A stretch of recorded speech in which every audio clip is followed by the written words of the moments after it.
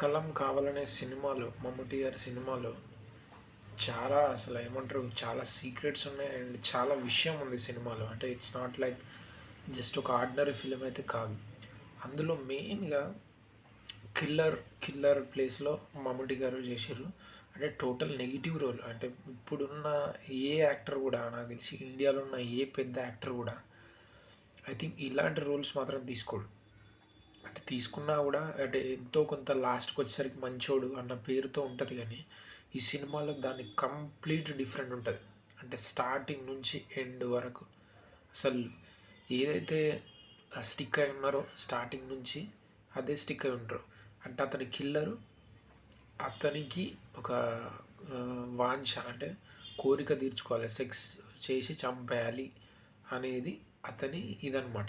దానికి సంబంధించి అతను ఎందుకు చేస్తుంటాడు ఆ హత్యలు అని అంటే దాని రీజన్ ఏంటిదంటే సింపుల్.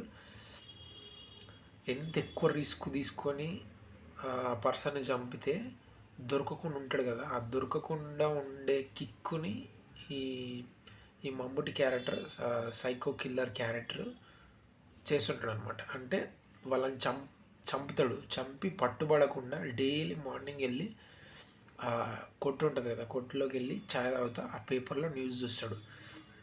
ఆ న్యూస్ చూసి పట్టుబడడనమాట వీడు. పట్టుబడనంత వరకు ఎంత ఎంజాయ్ చేస్తుంటాడంటే వాళ్ళని చంపుతూ అంటే ఇగ వాడికి ఎంతమంది దొరికితే అంతమందితో సెక్స్ చేసేయడం. దాని తర్వాత చంపేయడం.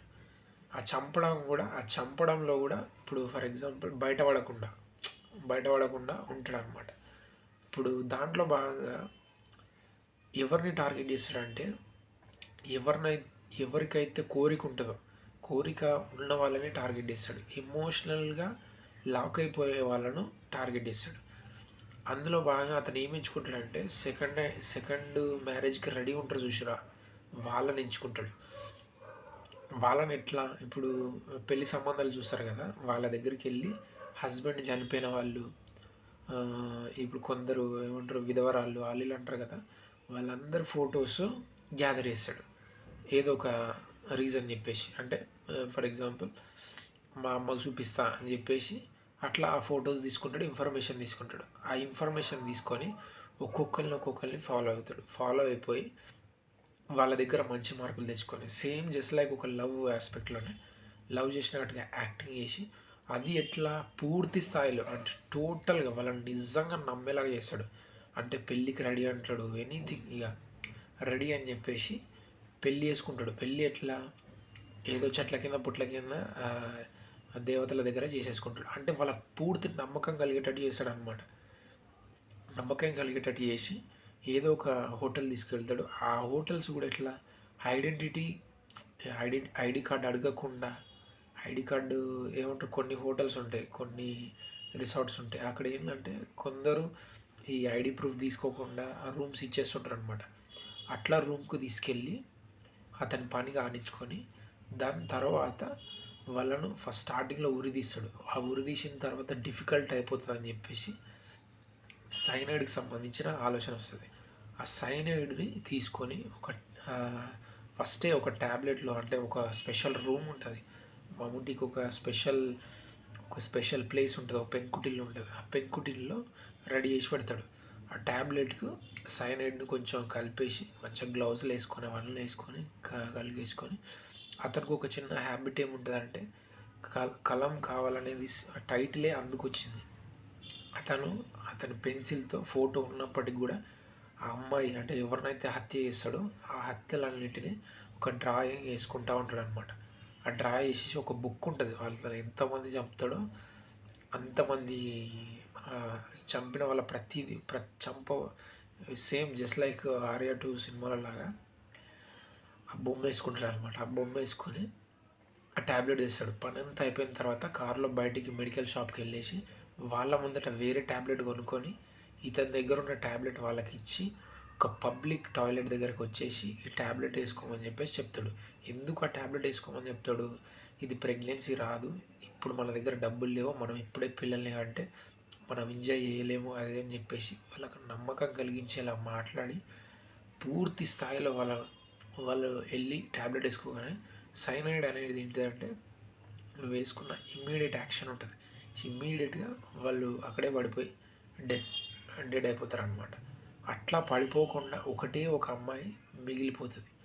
ఆ అమ్మాయి వీడిని పట్టిస్తుంది అనమాట.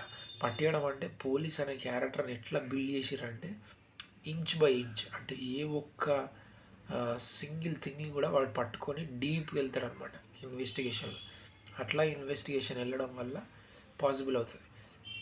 అండ్ దీంట్లో భాగంగా చాలామంది సొసైటీ ఎట్లా ఉంటారంటే, ఫర్ ఎగ్జాంపుల్ ఎవరన్నా హ్యాపీగా ఉన్నారనుకో, నువ్వు సాడ్ అవ్వడానికే వాళ్ళు కృషి చేస్తారు. అంటే ఫర్ ఎగ్జాంపుల్ నువ్వు నిజంగా హ్యాపీగా ఉన్నావు అని వాళ్ళకి అనిపించదు అనుకో, అరే ఏదో ఒక మైనస్ తీసుకొచ్చి నీకు చూపిస్తారనమాట. నువ్వు హ్యాపీగా ఉండకుండా సొసైటీ అనేది అట్లా ఫామ్ చేస్తూ ఉంటుంది.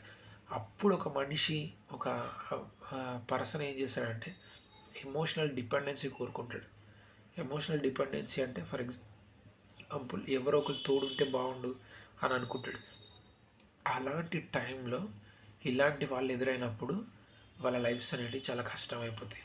అంటే ఇంట్లో హీరో చంపేసిండు కానీ బయట ప్రపంచంలో చంపకపోవచ్చు, కానీ అంత డిఫికల్టీస్ అయితే ఫేస్ చేయడం అయితే జరుగుతుంది. అండ్ షార్ట్ రిలేషన్షిప్స్ ఏవైతే ఉంటాయో, అంటే ఒక లవ్లో పడ్డాడు, వాడు రూమ్కి రమ్మంటుండు, పని అయిపోయింది, ఇంత ఫాస్ట్ ఈవెంట్స్ జరుగుతున్నాయంటే దాని అర్థం ఏంటంటే సంథింగ్ అక్కడ ఏదో రాంగ్ జరుగుతుందని అర్థం. ఆ రాంగ్ని కనుక గమనించి మనం చేసుకోకపోతే ఇంకా అంతే, ఇంకా వాడి పని కానించుకొని ముగించేసి నేను వాడుకొని వదిలేస్తాడు అనమాట. ఒకవేళ వదిలేకపోయినా కూడా ఒక కీప్గా పెట్టుకుంటాడు, కానీ ఇంకా అంతకుమించి ఏం చేయడు. ఈ సినిమా విషయానికి వస్తే కలం కావాలి సినిమాలో ఆ పోలీసు లాస్ట్ మూమెంట్లో పట్టుకుంటాడు. ఎట్లా పట్టుకుంటాడు, ఈ ఈ పోలీసోడే ఒకటి చేస్తుండ అనేది అతనికి డౌట్ వస్తుంది. ఆ జోన్కి సంబంధించి ఇద్దరు ఉంటారు. సో బ్యాక్గ్రౌండ్ ఒక అమ్మాయి తప్పించుకుందని ఇందాక మాట్లాడుకున్నాం కదా, ఆ అమ్మాయికి ఈ బస్సులో వెళ్ళినప్పుడు ఒక బస్ స్టాప్లో పనిచేసే ఒక పర్సన్ చనిపోయిన అమ్మాయి ఫోటో చూపించి ఈ అమ్మాయితో ఎవరన్నా తిరిగిరా అని చెప్పేసి కనుక్కుంటే అవును తిరిగిరా అని చెప్పేసి వాడు ఒక స్కెచ్ చేపిస్తాడు. ఆ స్కెచ్ తెచ్చి ఈ తప్పించుకున్న అమ్మాయి ఎవరైతే ఉన్నారో ఆ అమ్మాయికి పెళ్ళి అయిపోతుంది. ఆ అమ్మాయి సపోర్ట్ చేయాలంటది. జస్ట్ పోలీసు వాడు వచ్చేసి ఇతనా కాదని చెప్పేసి చేయిస్తే ఐడెంటిఫికేషన్ తర్వాత వీళ్ళు చేస్తారనమాట. అప్పటికి కూడా థ్రిల్ అనేది క్లియర్ కాదు. అంటే ఇప్పుడు ఫర్ ఎగ్జాంపుల్ వీడే మమ్ముటి క్యారెక్టర్ ఏమంటుంది, ఇప్పుడు వాళ్ళ ప్రూఫ్స్ ఏం లేవు కదా అని అంటే, ప్రూఫ్స్ ఏం లేదని అన్నప్పుడు పోలీస్ ఏం ప్లాన్ చేస్తాడంటే నెక్స్ట్ చంపబోయే క్యారెక్టర్ని హోటల్ తీసుకెళ్ళేంత వరకు వెయిట్ చేసి, ఓకే అంటే మమ్ముటికి తెలీదు, ఇంకా వీనికి తెలుసు అన్న పోలీసుకి తెలుసు అన్న విషయం మమ్ముటికి తెలియదు. సో అప్పుడు వాడు నిజంగా చంపబోతున్న టైంలో రెడ్ హ్యాండెడ్గా పట్టుకొని అతన్ని చంపేశాడు అనమాట. ఇది స్టోరీ. చాలా హిడెన్ సీక్రెట్స్ ఉన్నాయి. అంటే ఇది ఓన్లీ థ్రిల్లర్ మిస్టరీయే కాకుండా దీంట్లో చాలా విషయాలు నేర్చుకోవడానికి ఉన్నాయి. అంటే వెరీ డీప్ డౌన్కి వెళ్తే సొసైటీలో ఎమోషనల్ పీపుల్ ఎంతమంది ఉన్నారు, అసలు ఎవరెవరిని ఎట్లా టార్గెట్ చేస్తారనేది చాలా క్లియర్గా చూపించారు. అండ్ ఇందులో సాంగ్ వచ్చేసరికి అసలు ఓల్డ్ సాంగ్ని చేసిర్రు. అసలు చాలా బ్యూటిఫుల్గా అనిపిస్తుంది తెలుసా. థియేటర్లో అసలు చాలామంది అసలు అవాక్ అనమాట. అసలు మమ్ముటి ఇలాంటి అంటే ఆయన ఎప్పుడైనా సరే కొత్త సినిమాలు ట్రై చేస్తాడు, కొత్త విధానాలు చూసుకుంటాడు, కానీ ఈ సినిమా మాత్రం అసలు next level. I really like this film. ఈ సినిమా మాత్రం మిస్ కాకండి. మీరు చూస్తుంటే అసలు వేరే పీక్స్లో వెళ్తుంది.